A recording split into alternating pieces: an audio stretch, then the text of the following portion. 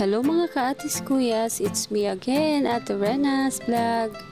Alas 3 po ng madaling araw, nagbabiyahe ang Ate Rena nyo. Papunta po kami ngayon sa La Union, sa Buang La Union po. Sino po nakakaalam ng lugar na yan? Ang nagplan po talaga nitong pagpunta namin dito sa La Union ay yung dalawa kong bisitang from Germany. Para safe naman yung Ate Rena nyo, sinama ko na silang gumala para ito na rin po yung banding namin.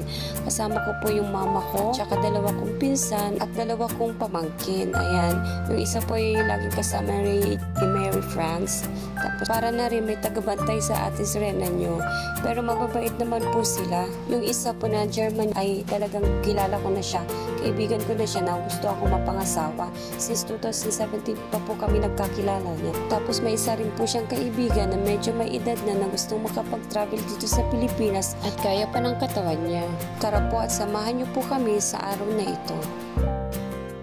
Dahil nga po medyo maaga pa naman mga atis kuya, nag-stop over muna po kami sa Lady of Manaoag Church. Nung bata pa po ako, alam niyo po ba, marami po akong naririnig dito about sa Himala. Tulad na paghinto po ng apoy na galing sa simbahan, pagbuhay sa isang patay na batang lalaki sa pamamagitan lang po ng banal na tubig na galing sa church na ito, at ulan sa panahon ng tagtuyot. Kaya maraming deboto ang nagbivisit at nagpipray dito kay Virgin of Manaoag. Visiting the place is also like visiting the Papa Basilica daw of Santa Maria Gior at tumanggap ng parehong mga pagpapala at karapatan ng plenaryo ng indulgence na natanggap nung bumisita si Papa Basilica sa Roma noong April 16, 2019. Ayan, maraming mga ganito dito sa sa daanan bago ka pumunta sa makapasok sa simbahan ng Virgin of Manaoag. May mga pagkain din, yan. Kahit kung anong mabili nyo, yan, pwede mga souvenir. Yan, kita. Yan, hinihintay namin yung isa kasi punta daw siya ng bathroom. So, antay namin kasi baka maligaw. Yan, yung nakatayo na yun, kanina ay si Mark, ang pangalan niya. Sinama ko na rin sila dito sa church para makita rin naman nila kung ano yung mga tanawin. Oh, ito parang underground.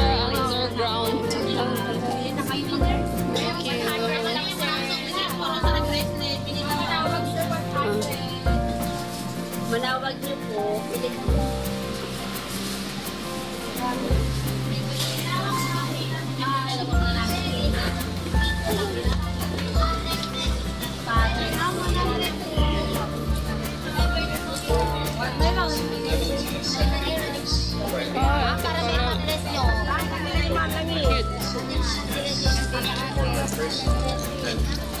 Ay, sampuna.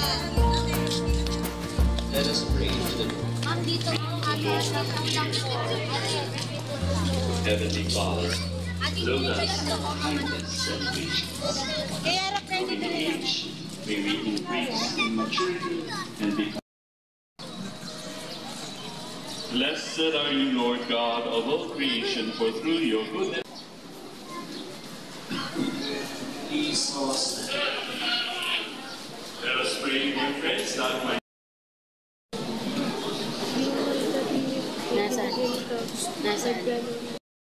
restore our sick brothers and sisters, free them from all illness, and restore them to good in accordance with your divine mercy and will. Through the intercession of our Lady of the Holy Rosary of Manaoag, so that in the true knowledge of your goodness, they will greatly advance your holy name. We ask this through Christ our Lord. Amen. Bless na rin po natin ang inyong mga rosaryo para bibigos ni Gidget.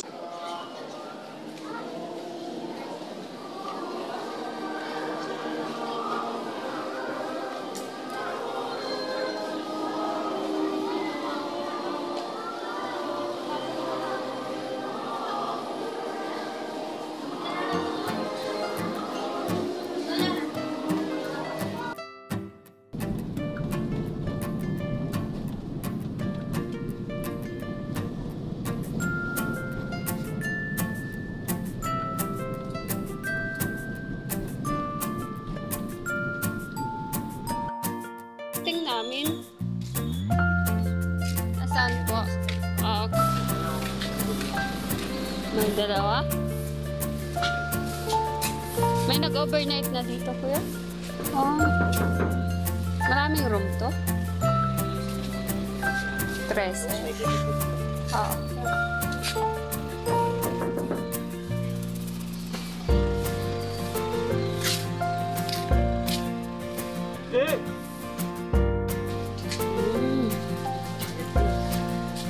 Mm-mm. Ano kami, alas 3, nagbiyahe kami. Kaya sabi ko, baka pwedeng the same lang ba ng price kapag ano po yung 2 p.m. pa po kami yung namin eh. Consider na. Consider, pero the same price pa rin po. Okay. Dito na lang po ma'am sa gilid dito. Oh. Sige po.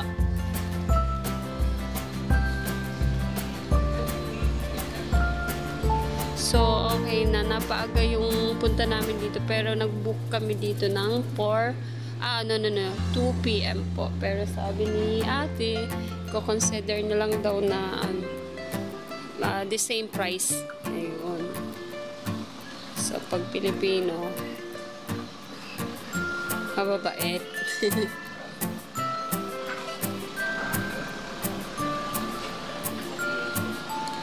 So, ilalagay muna dun yung sasakyan kasi may papaalis na guest daw po. So, naliligo lang. Mamaya na. Ayan, sa likod.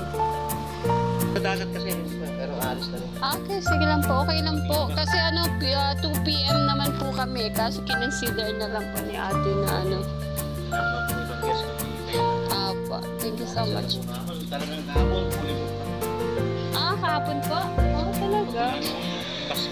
nung makapasko, diretso. Apo. Kahapon lang sila nag-alis. Mga taga saan po? Manila? Ibang lugar. Taga ibang lugar po.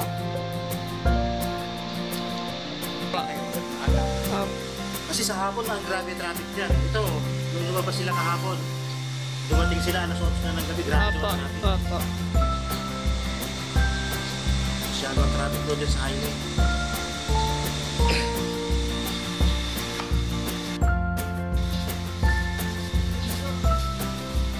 Ayun.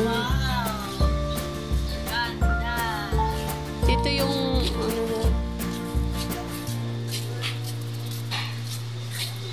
Ate! One more only. Ito po yung niya, yung number niya. Para siyang room. Sit down. Sit down. You can sit there. There you can sit. It's free. 3 hours. Oh. Naupo daw siya ng 3 hours. So, ayaw niya. He doesn't want to sit there. O, pakicip mo. Ay, nakabooking na ba?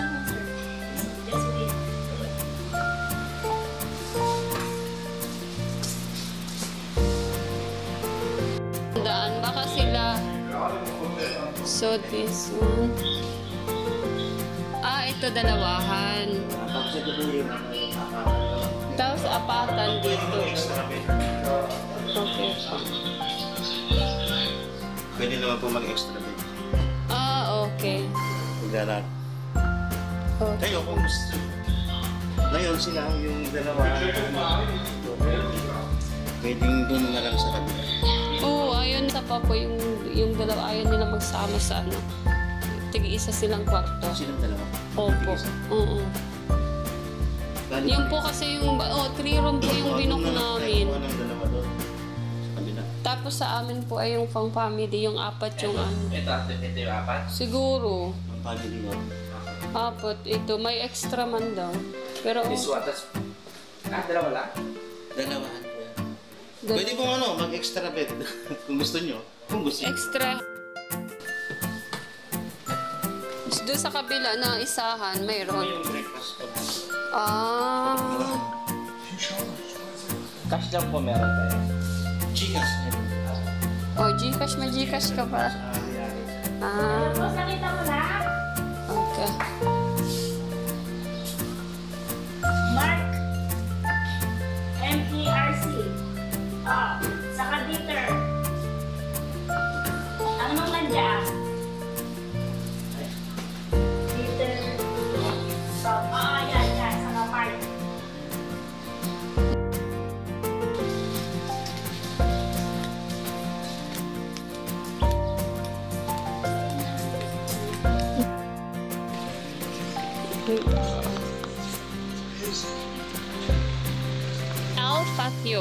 El Patio.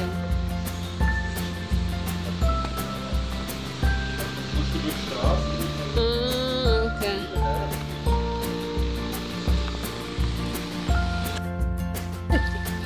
So, andito na kami sa Puyong Bernal sa isang room.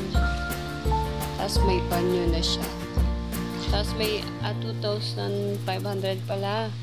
2,500 po yung may banyo sa loob. Tapos yun. Tapos yung isa, walang banyo sa loob pero 2 beds sa isang room. Tapos dalawa yung bed sa loob ng room. Tapos hiwala yung sharing yung yung banyo. So nag-aantay kami kasi may naka-prepared na. Pero syempre, bisita. So kailangan i-entertain. Kaya tayo yung mag-e-entertain kasi hindi naman sila mga taga dito. So antay-antay lang natin na malinis yung room para sa kanila. So medyo inaantok na nga rin po. Pero antay natin para makapasok. Sabay-sabay kayong papasok. 2 p.m. 2 p.m. yung namin dito. Ibinok namin na time. Pero maaga po kaming nakarating po dito. So sabi ni ate, okay naman na ba? Yan yung dalawa. Hindi rin ako makatulog sa mobile. Yan, dyan sabi ko sa'yo eh.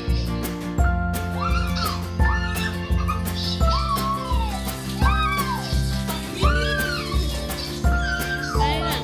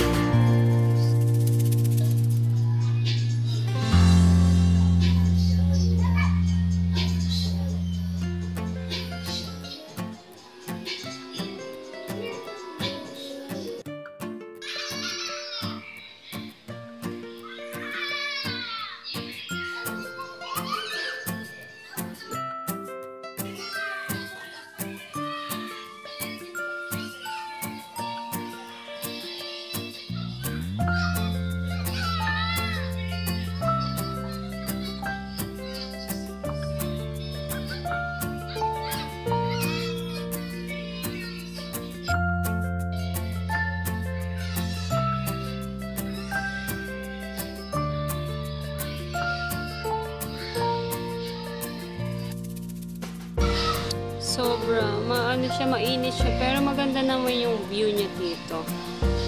Malinis naman yung dagat, tapos doon sa may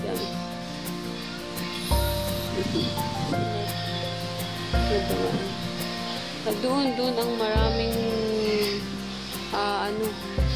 nagbakasyon at naligo sa dagat doon po kahit kainitan. Sobrang init po ng ngayon. Hindi nga po ako makatul kahit yung aircon sa loob ng ng room po. Sobrang init, hindi kaya ng init. Tayo dito, sobrang ganda.